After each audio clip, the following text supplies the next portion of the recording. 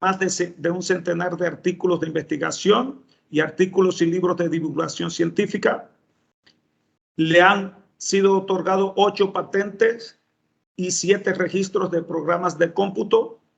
Fue director del Centro Morelense de Innovación y Transferencia Tecnológica y presidente de la Academia de Ciencias de Morelos. Su trabajo de investigación doctoral fue reconocido con el premio Weizmann en 1991 y hoy tendremos el gusto de que el doctor Antonio del Río Portillo nos comparta la conferencia sobre el mitos y realidades de energía solar. Tengan ustedes, le doy las gracias al Juan por invitarme a platicarles sobre mitos y realidades de la energía solar. Y para eso he preparado una presentación que, si me permiten, empezaré a transmitir con ella. Bueno, aquí la tenemos. Entonces, vamos a ver qué cosas son verdaderas y qué cosas son falsas en la energía solar, que encontramos por ahí en el deambular de las pláticas que podemos tener. Lo primero que quiero decirles es que los combustibles fósiles nos han permitido construir gran parte de los beneficios que gozamos hoy en día. Sí, el petróleo, la gasolina, todos esos combustibles, el carbón que hoy quemamos, pueden darnos la energía para satisfacer la mayoría de nuestras necesidades. Sin embargo, con los usos que hemos tenido hoy en día, hemos encontrado que estamos cambiando la composición de la atmósfera. Al emitir estos gases de efecto invernadero, al quemar los combustibles fósiles, estamos cambiando el clima en todo el planeta. La quema de los combustibles para generar energía útil es la que emite estos gases de efecto invernadero y cambia nuestro clima, y hoy lo sufrimos. Pero las energías renovables no tienen este inconveniente, no emiten gases de efecto invernadero. Pero antes déjenme comentarles qué es la energía. En física, un objeto o cualquier sistema tiene energía cuando es capaz de realizar un trabajo. Es decir, la energía que encierra un sistema se mide por la cantidad de trabajo que éste es capaz de realizar.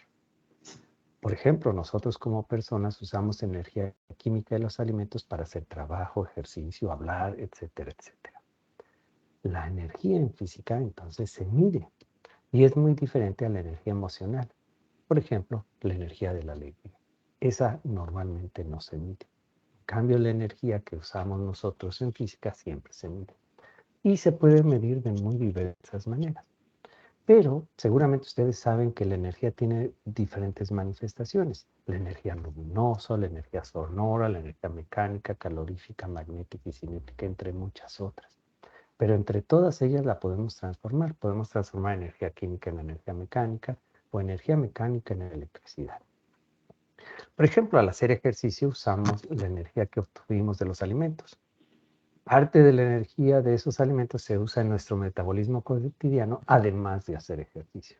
Pero también cuando subimos una escalera, entonces nosotros usamos la energía. Y en general, cuando nos transportamos de un lugar a otro, estamos usando la energía, al menos la energía de nosotros.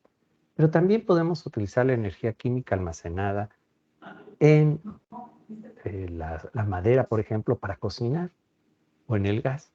Y entonces podemos decir que podemos transformar la energía calorífica en energía eléctrica, o la biomasa o la electromagnética en diferentes formas de energía. Al bañarnos usamos energía para calentar el agua o para llevarla hasta la regadera. Y ustedes hoy en día utilizan los teléfonos celulares, la televisión, las computadoras y muchas otras cosas en donde necesitamos energía. Estamos escuchando esta conferencia gracias a la energía, a diferentes formas de energía, la energía eléctrica, pero también la energía de ondas sonoras. Entonces, como les decía, la energía se mide y se mide en muy diversas maneras. Por ejemplo, un joule se utiliza para el trabajo, pero en calorías se utiliza para la energía térmica, o el watt hora para la energía eléctrica. Todas ellas son equivalentes y hay que convertirlas de una unidad a otra. Aquí estamos viendo como ejemplo una máquina de vapor donde la energía almacenada en el combustible calienta agua. O sea, la madera, el carbón o el gas calienta el agua y la evapora. Y el vapor mueve el pistón, transformando la energía de química del combustible en energía mecánica. Aquí tenemos ese ejemplo. Entonces, ¿por qué les digo yo que las fuentes renovables no tienen ese inconveniente? En primer lugar, una fuente renovable de energía es aquella que se utiliza a una tasa menor de la que se renueva. Es decir, siempre va a estar ahí. En cambio, las fuentes no renovables, como lo son los combustibles fósiles, como el petróleo, el gas, el carbón, todos esos se van a acabar y no se renuevan. El petróleo tarda millones de años en formarse, lo mismo que el gas y el carbón. Entonces, las energías renovables son aquellas que se utilizan a una tasa menor de la que se renueva y en particular son la solar, que tiene dos vertientes, fotovoltaica y fototérmica, y de las que hoy vamos a hablar, pero también otras fuentes renovables de energía son la eólica, la geotermia, la hidráulica, la oceánica y los combustibles, biocombustibles. Antes de pasar a ver lo que es la energía, déjenme dar una síntesis de lo que consideramos sustentable. Sustentable es todo aquello que considera al mismo tiempo la naturaleza, la economía, la sociedad y la organización. Sí, tenemos que contemplar el hacer uso racional de los recursos naturales, fomentar un ambiente natural sano y propiciar el buen desarrollo de los ecosistemas. Eso podemos decir que está apuntando a la naturaleza. Y aquí tenemos el dibujo de la brújula de la sustentabilidad que nos recuerda que vamos a apuntar al norte, al este, al sur y al oeste. Pero en este caso, si estamos hablando de sustentabilidad, vamos a apuntar a la naturaleza, a la economía, a la sociedad y a la parte organizacional. La economía, para tener acciones sustentables, desde el punto de vista económico, tenemos que considerar la generación de productos o servicios con valor de intercambio. Tenemos que considerar precisamente el poder hacer productos o dar servicios como personas para ganar dinero para que tenga valor de intercambio. Es decir, toda actividad debe considerar la parte económica, pero también debe implicar que debemos involucrar a la equidad social y a la diversidad cultural. Y ahí es donde es un aspecto muy importante, dado que las formas de usar la energía de diferente manera por diferentes culturas implica que una solución en algún lugar puede no ser sustentable en otro. Y si una solución es sustentable en Chiapas, a lo mejor en Baja California no, o en Morelos. Pero además de esta parte social, económica y naturaleza está la parte organizacional, que es donde nosotros ponemos las reglas de colaboración y de convivencia en la sociedad. Hay diferentes reglas. En México tenemos unas reglas, en Estados Unidos hay otras, en Europa es diferente, pero también en nuestro país las reglas de convivencia, por ejemplo, en Xochocotla son diferentes de las reglas de convivencia en Cuernavaca. Y para tener una solución sustentable debemos contemplar precisamente estas diversidades de formas de organización. Si tenemos una actividad que ya contempla estas 4 direcciones, vean ustedes que aunque yo le llamo brújula, la brújula solo señala en un lugar, pero la brújula de la sustentabilidad indica que debemos tener apuntados las 4 dimensiones, la naturaleza, la economía y sociedad y organizacional en cualquier actividad. Para hacer esto tenemos una herramienta que puede ser muy útil, que es la tecnología. La tecnología nos puede ayudar a conciliar las posibles contradicciones. Por ejemplo, queremos tener mucha economía y podemos acabarnos un bosque y vender toda la madera. Eso es generar productos y riqueza rápidamente, pero nos acabamos el bosque, es decir, tenemos un sistema ecológico que se degradó. Entonces, la tecnología nos puede ayudar a conciliar esas contradicciones, pero también nos la puede incrementar. No es lo mismo que yo conozca cuál es la tasa a la que puedo sacar árboles de un bosque. Y si los saco periódicamente y luego los siembro, entonces estaré generando riqueza al mismo tiempo que estoy conciliando la contradicción con la naturaleza. La tecnología puede ser utilizada para 2 cosas, para ayudar a conciliar o para incrementar las disparidades entre las dimensiones. Por eso es importante que la tecnología siempre sea adecuada a cada sitio y a cada forma de organización. Si no, entonces generará cosas muy diferentes. Rápidamente déjenme decirles que cómo es el uso de la energía per cápita en el mundo. Vemos que en Estados Unidos ha habido un consumo de energía muy alto. Esta línea roja que está aquí es precisamente la energía que ha consumido Estados Unidos en los últimos 20 años. Pero vean ustedes cómo ha bajado ligeramente. Nuestro país, en cambio, podemos decir que se ha mantenido constante en el uso per cápita, en el uso que utiliza la energía per cápita. Pero podemos ver lo que le ha pasado a Gran Bretaña. Gran Bretaña ha bajado realmente el uso de energía per cápita en los últimos 20 años. Cosa similar ha hecho Alemania. En cambio, China ha crecido el consumo de energía. Pero de todas formas, la mayoría de los países consumen mucho menos energía que Estados Unidos. En Estados Unidos hay un exceso de consumo de energía per cápita. Muchas veces se dice que entonces el exceso de esta energía es para producir riqueza. Y la verdad es que no es así. Podemos medir la intensidad de energía. Es decir, cuánta energía se utiliza para generar $1. Y vemos que nuevamente China está utilizando más energía para producir $1, pero Estados Unidos no se queda atrás. Aunque sí podemos ver que el cambio de China ha sido mucho más dramático que el cambio de Estados Unidos. En cambio, Gran Bretaña vemos que ha bajado mucho más y hoy su consumo de energía para producir $1 es mucho más pequeño que el de casi cualquier otro país, con excepto de Uruguay, que son prácticamente los mismos. Entonces, lo que puedo decir es que hay países que son más eficientes que otros. Lo que tendríamos que buscar en México, que nos hemos mantenido prácticamente constantes, es bajar este consumo para decir que tenemos una economía ecológica. Aquí tengo que comentarles que en nuestro país sí estamos haciendo las cosas no adecuadamente.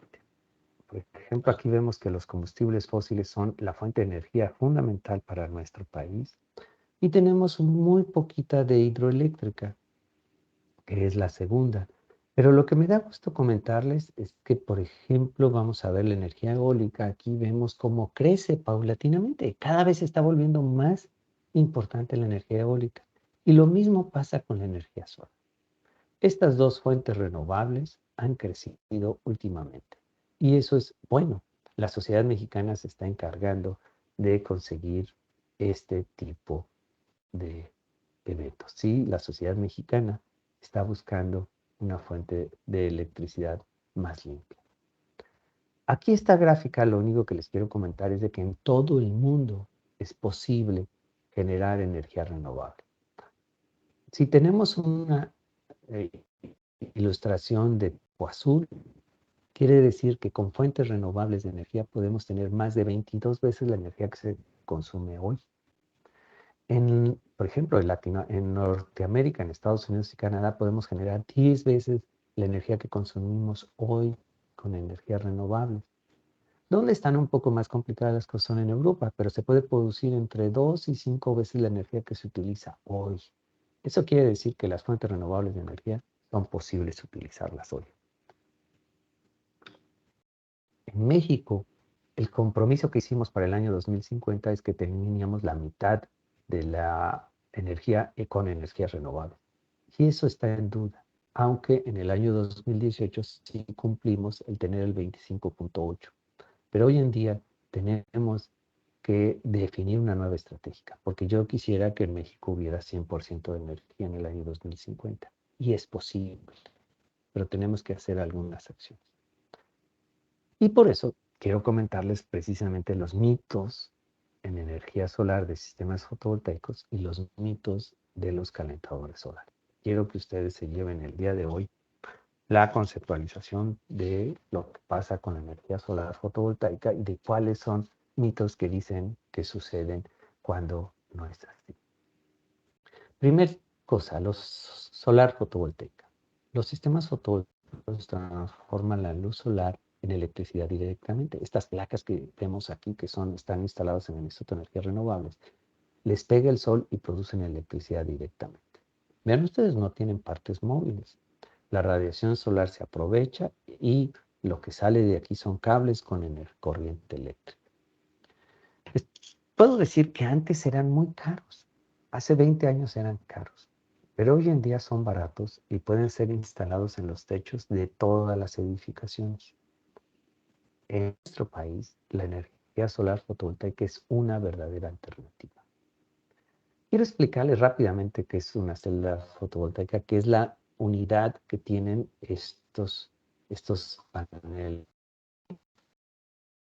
Aquí en esta fotografía, estos cuadritos chiquitos se les llama celda fotovoltaica y es lo que les voy a explicar cómo funciona. Esta es una celda fotovoltaica y si yo veo un corte transversal, es decir, me fijo nada más de canto de esta fotografía, puedo tener esta estructura, donde las plaquitas de color plata son precisamente estos rectángulos que le voy a llamar contactos eléctricos. Esta placa está formada por estas, digamos, 5 capas. Primero la capa de contactos eléctricos, luego una capa antirreflejante que lo que hace es que cuando yo mando radiación, esta radiación ya no regrese, es antirreflejante por ese tipo de cosas. Luego tengo el semiconductor tipo N, donde aquí viven electrones en exceso. Están viviendo electrones en exceso y están junto con una región donde es un semiconductor tipo P, donde le faltan electrones. Entonces, esta unión hace que aquí haya una diferencia del potencial, una diferencia energética. Al final de todas estas capas pasa precisamente los contactos eléctricos. Entonces, como les decía, entre la capa N y la capa P hay una diferencia de potencial. Pero si yo mando radiación del Sol, llega una radiación en forma de fotón, le pega al electrón y le da energía. Y al pegarle al electrón y darle energía, se producen dos cosas. En primer lugar, este electrón, como le estoy dando energía, se mueve a la parte de donde hay falta de electrones. Y al moverse ahí, estos electrones se pueden mover libremente. Pero como ustedes verán, si este electrón se mueve, pues me deja un hueco arriba.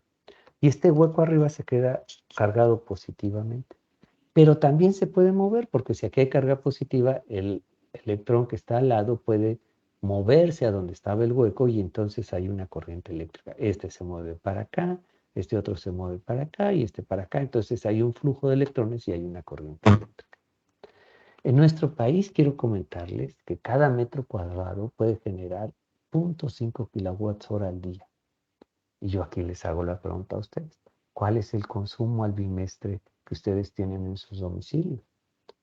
Lo más seguro es que con menos de 4 metros cuadrados a lo mejor puedan dar todo el consumo que requieren. Háganlo. Sería un buen ejercicio. Entonces ya, vamos a lo que son los mitos.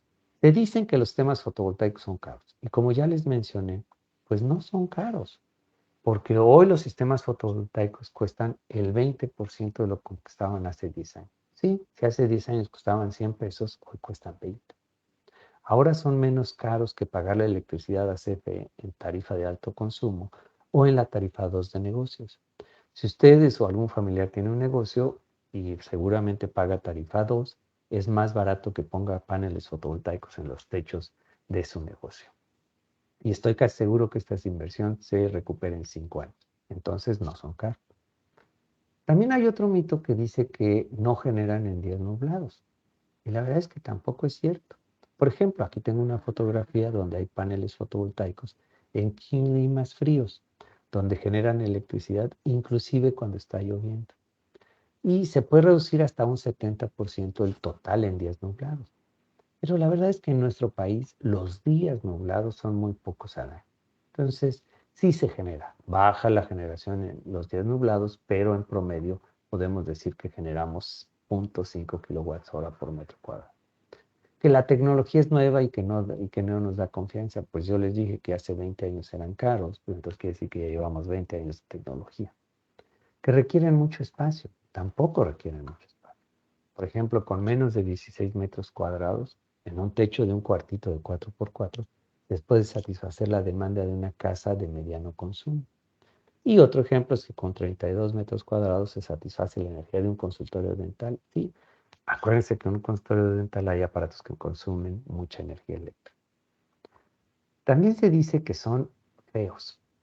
Y bueno, pues aquí podemos ver que en esta fotografía que no son feos. Hay unos azules, hay otros más oscuros, pero también hay paneles fotovoltaicos que parecen tejas. O hay otros paneles fotovoltaicos que son transparentes y se pueden poner en ventana.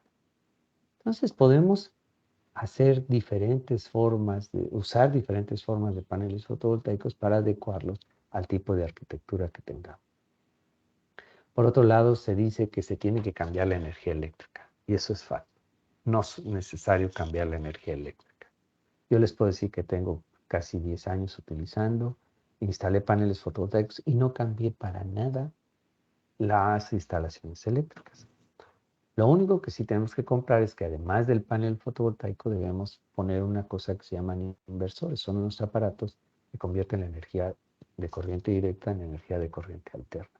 Y además estos paneles los podemos instalar en, las, en los techos de las casas. Muy bien. Entonces, déjenme comentarles una información. En las tiendas hoy en día podemos encontrar paneles fotovoltaicos para generar 140 kilowatts hora al bimestre por 20,000 pesos. 140 kilowatts hora por 20,000 pesos. Me gustaría que ustedes vieran cuál es su consumo al bimestre. Y lo único que hay que hacer es que se interconectan a la red de CFE, se establece un contrato de interconexión, esto es totalmente legal, y cuando se genera la energía de sistemas fotovoltaicos y no la usamos en nuestro domicilio o en el sitio, se inyecta a la red y la utilizan los vecinos y CFE se las cobra a los vecinos. Y en la noche, cuando nosotros tomamos energía de la red, pues lo que hace CFE es contabilizar cuánta energía estamos usando, luego se hace un balance y dice si inyectamos más o inyectamos menos. Si inyectamos menos, tenemos que pagar. Pero si inyectamos más, lo que hace CFE es no la guarda para que la podamos usar en algún otro mes. Como ven ustedes, los sistemas fotovoltaicos pues realmente tienen muchísimas ventajas. Vamos a ver ahora lo que son los temas en los calentadores solares. Los calentadores solares los hemos visto y es una de las energías que más se usa. Está compuesta de una placa plana, normalmente donde tenemos tubos que absorben la radiación del sol. Esta es una tecnología sencilla, realmente es muy sencilla y se puede utilizar algunos calentadores solares hechizos, pero no tendrían garantía. Yo les recomiendo que lo compren en el mercado actualmente, que puede haber muchas buenas marcas en México, en nuestro país. ¿Cómo funciona este calentador solar? Pues simplemente tiene un tanque de almacenamiento donde se guarda agua y una placa, como ya les dije, una placa plana donde pega el sol y empieza a calentar el agua. Al calentar el agua disminuye la densidad y sube el agua caliente, mientras el agua fría empieza a llenar la parte que se vació y se deposita el agua caliente en la parte superior del tanque.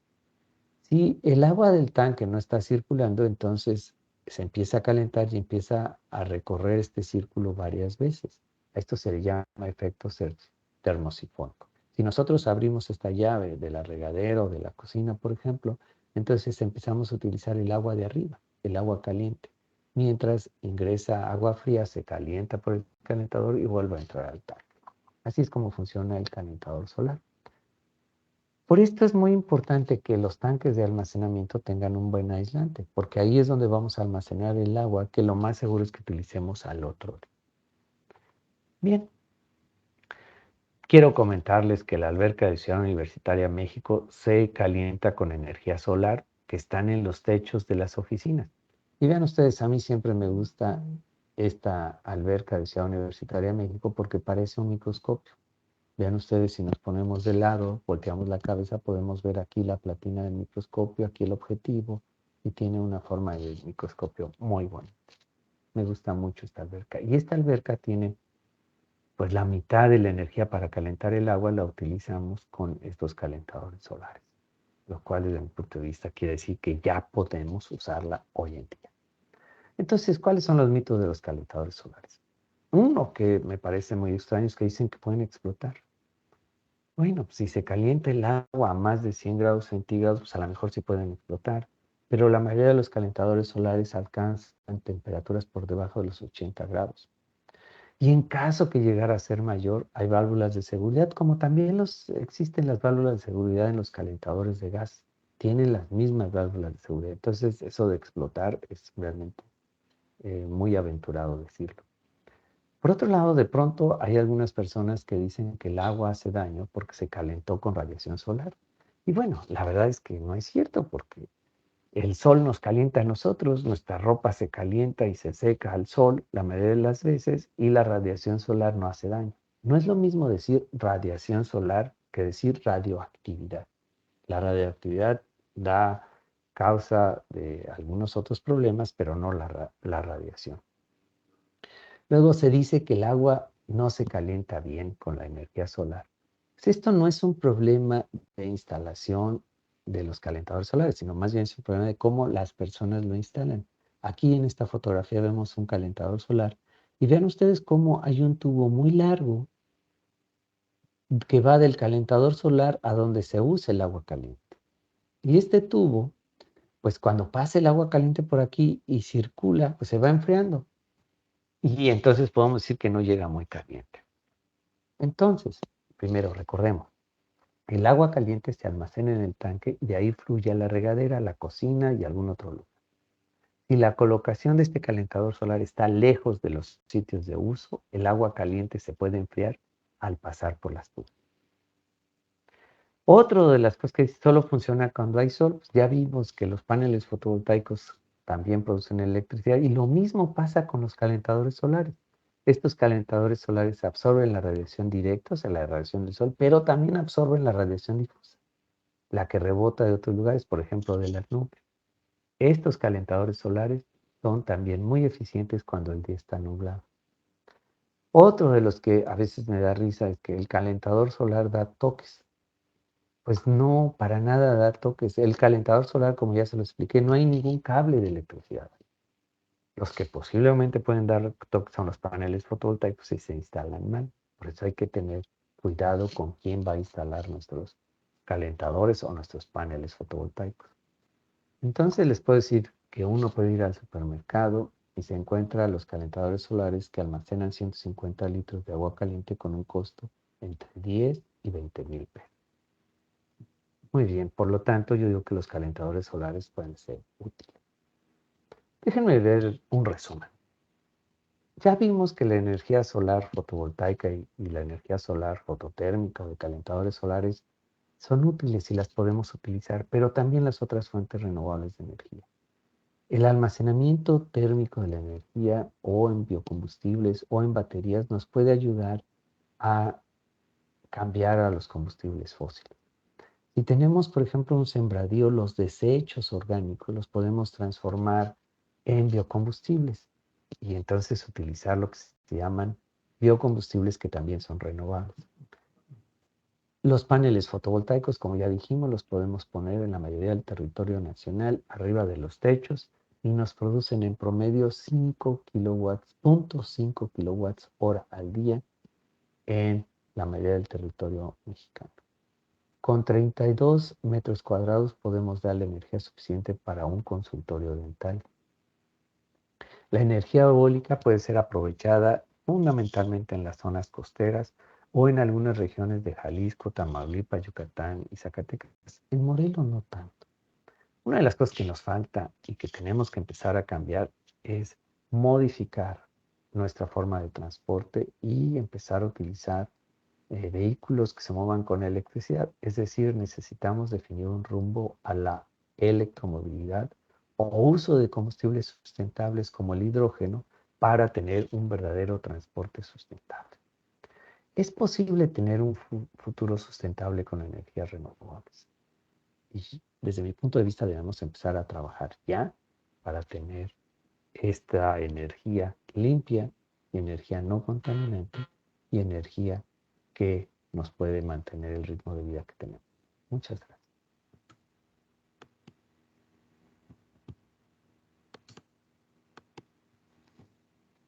Pues muchas gracias. Excelente conferencia, doctor. Ahora vamos a pasar a la ronda de preguntas. Chicos, si tienen alguna pregunta que hacer, por favor, levantando la mano.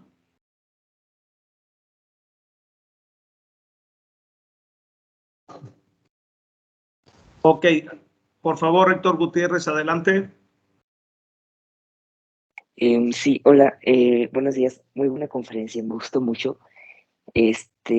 Felicidades. Pero estaba leyendo que pues los paneles solares están hechos de silicio, ¿no? Y se necesita mucha energía para permitir que este elemento se derrita y pueda usarse de manera correcta, pero que a la larga se necesita más energía para generar un panel solar de la que este mismo genera. ¿Esto es cierto? No es totalmente falso. Sí me está escuchando, ¿verdad? Entonces, es totalmente falso. De hecho, la energía que genera el panel fotovoltaico a lo largo de su vida es más del 99% de la energía que se utiliza para formarlo. Como bien dijiste, los paneles fotovoltaicos hoy en día son hechos de silicio, pero son igual que el vidrio. El vidrio también es óxido de silicio. Entonces sí se requiere energía para formar los paneles fotovoltaicos, pero esta es mucha menor comparada con la energía que nos dan esos paneles fotovoltaicos a lo largo de su vida. Entonces, esos son uno de los mitos que también existen. Y qué bueno que lo preguntaste porque se me pasó a mí decirlo. Es algo que ya es muy viejo, ese argumento, tan viejo que ya no lo puse. Pero bueno, qué bueno que lo recordaste. Ok, muchas gracias. Por favor, Saulo. Sí, buenas tardes. Me gustó mucho la conferencia y es más que nada una pregunta. Tengo entendido que a partir de la Comisión Federal de Electricidad, cuando tú tienes paneles solares y supongamos que, bueno, para una casa pusiste un poquito más de los que se debía y por ende generas mucho más energía, esa energía, por ejemplo, si tienes 10,000 pesos a favor o sea, que ha generado tus paneles que no estás ocupando, eso CFE te lo guarda, ¿no? Ok, sí, yo tengo ya, te digo, 10 años con los paneles fotovoltaicos y cuando genero más lo que hace es lo guarda, pero no te guarda el dinero, te guarda la energía, Sí. O sea, te guarda los Sí, kilowatts. Claro, no te lo retribuye. No te lo retribuye, a menos que tengas un contrato donde le vendas la energía a CFE. Pero entonces le necesitas vender toda la energía. Pero lo que nos conviene a los usuarios es colocar paneles fotovoltaicos y a lo largo del año hacer un balance de cuánta energía necesitamos y producirla en el balance anual. La CFE nos los guarda por un año. Por ejemplo, si la energía que producimos hoy en marzo se pasa a la que consumimos, cuando llega diciembre y si utilizamos más energía en diciembre, entonces nos la abona. O si generamos más hoy y luego utilizamos más energía en julio y agosto, nos la abona. Nos la guarda por un año. Entonces, sí podemos jugar con esto a lo largo del tiempo, a lo largo de las estaciones del año, porque también a lo largo de las estaciones del año tenemos más o menos sol. Pero en promedio generamos 0.5 kilowatts hora por metro cuadrado de panel fotovoltaico al día. Y cada vez las eficiencias de los paneles fotovoltaicos son mayores y entonces cada día este número que yo te estoy dando puede verse pequeño con la realidad. Muy bien. Okay. ¿Todo bien, Saulo? Sí, gracias. Perfecto. Amílcar, por favor.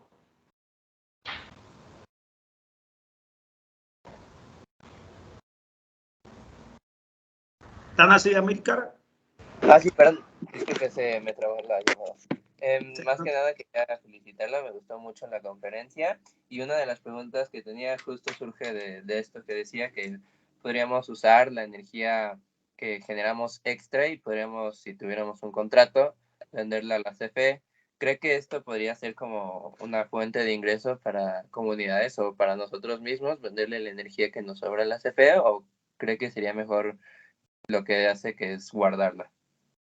A ver, a las personas yo creo que está bien que nos la guarde, pero si amplía la opción a que le podamos vender energía a la CFE y la que fija el precio es la CFE, no nosotros, entonces podría convenirnos porque entonces podríamos poner más paneles. Por ejemplo, estoy casi seguro que la mayoría de las casas que ustedes tienen poniendo menos de 8 metros cuadrados satisface la energía, solamente con 8 metros cuadrados, pero en su domicilio ustedes tienen normalmente más de estos 8 metros disponibles. Entonces, si pones más y tú le puedes vender la energía a la CFE te la podría pagar.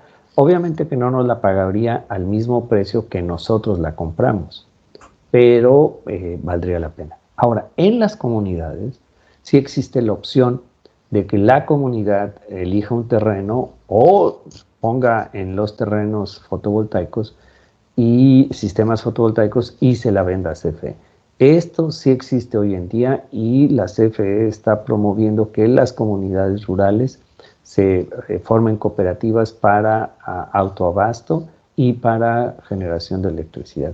Esa es una de las vertientes que me gusta más de lo que, bueno, más bien la única que me gusta de la reforma energética del sexenio pasado y que se vería un poco obstaculizada con la reforma eléctrica que se propuso este sexenio. No sé si me expliqué.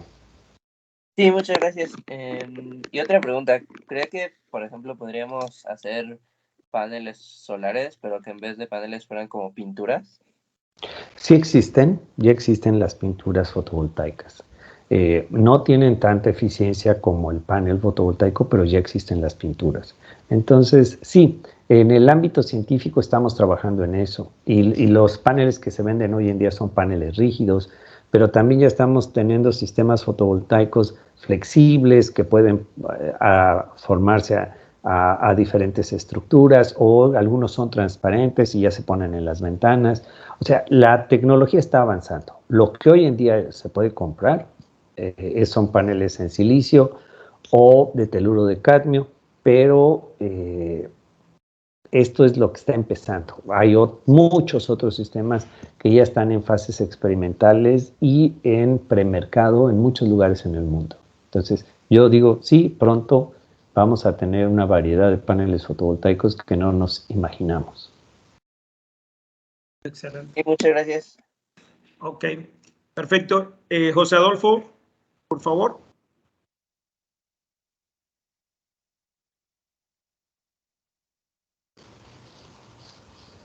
José Adolfo, no te escuchamos.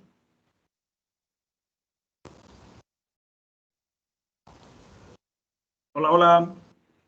José Adolfo Vázquez.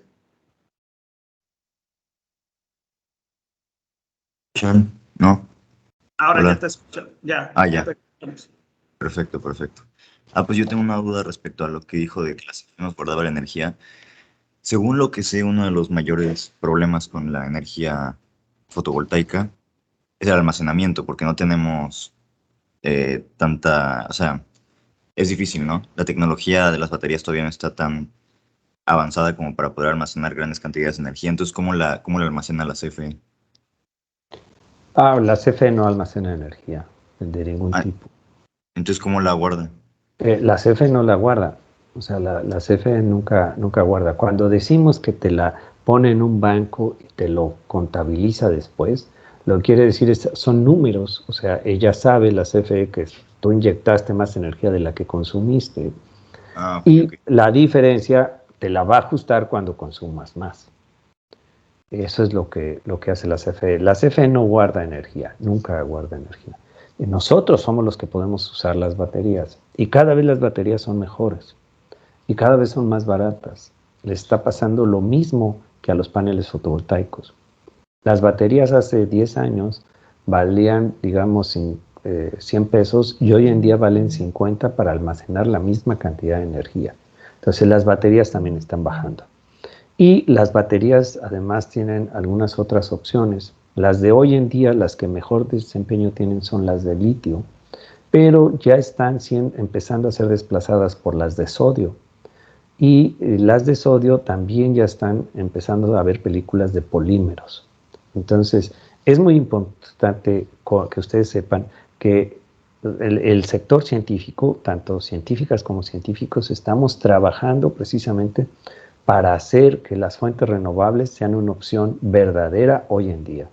Y estamos trabajando en muchas áreas. No sé si me expliqué. Muchas gracias. Muy bien. ¿Alguna otra pregunta, chicos? No veo ya ninguna otra mano levantada. Héctor Gutiérrez. Sí, otra vez yo, creo que no mencionó cuál es la eficiencia actual de los paneles solares, porque, o sea, unos dicen que es entre el 19 y 22%, pero no sé exactamente. Sí, es en ese torno la eficiencia. O sea, de la energía que les llega del sol, la transforman un 22%, 19%. Pero las plantas transforman menos. Para que tengas una idea de lo que se llama eficiencia. Ahí la eficiencia es la captura de la energía. En cambio, lo que sí te puedo decir es de que la mayoría de los motores eléctricos, que son los que funcionan con electricidad, son del orden del doble de eficiente que un motor de la misma capacidad de combustión interna. Entonces, hay que tener muy claro, la eficiencia no es muy alta, pero tampoco necesitamos eficiencias muy altas porque ya el costo de los paneles fotovoltaicos es menor que la energía producida por combustibles fósiles. Hoy en día es más barato tener en casa un panel fotovoltaico que pagarle la electricidad a la CFE si trabajamos en tarifa de alto consumo o en tarifa 2 de negocios. En las otras tarifas, la CFE utiliza dinero del gobierno federal para que nuestra electricidad sea más barata. Entonces ahí nos está falseando el precio. Pero el precio de la electricidad de costeo de la CFE, de la electricidad, es más alto que el precio de venta de las fuentes renovables. ¿Sí me expliqué? Sí, muchas gracias. Ok, perfecto. Alfredo López, por favor. Yo tengo una pregunta. En algunos casos puede ser ilegal la instalación de los paneles fotovoltaicos. Hoy en día solamente es ilegal si tú los instalas y no le avisas a CFE. Pero con un trámite simple tú vas y le dices a CFE que quieres tener un contrato de interconexión. A ver, la ilegalidad sería poner tu panel fotovoltaico y conectarte a la red de CFE. Eso sería lo ilegal. ¿Por qué? Pues porque estás produciendo electricidad y te vas a conectar a un sistema que es de otro propietario. Si le avisas y haces el contrato de interconexión, todo es totalmente legal.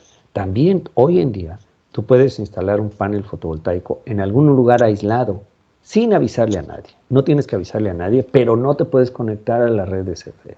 Y eso es totalmente legal hoy.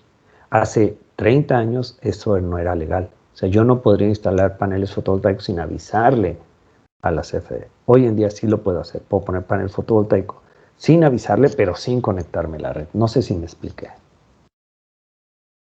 Sí se explica. Gracias. Okay.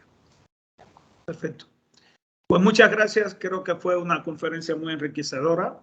Muchas gracias, doctor, por compartirnos su experiencia. Y chicos, los que van a presentar proyectos ya en 10 minutos deben ir a sus diferentes áreas para que expongan sus trabajos. Y el doctor también tiene que ir a evaluar proyectos. Pues muchas gracias, chicos. Muchas gracias, doctor. Gracias, Ernesto. Hasta pronto. Hasta pronto. Esperamos verlo por acá. Hasta luego.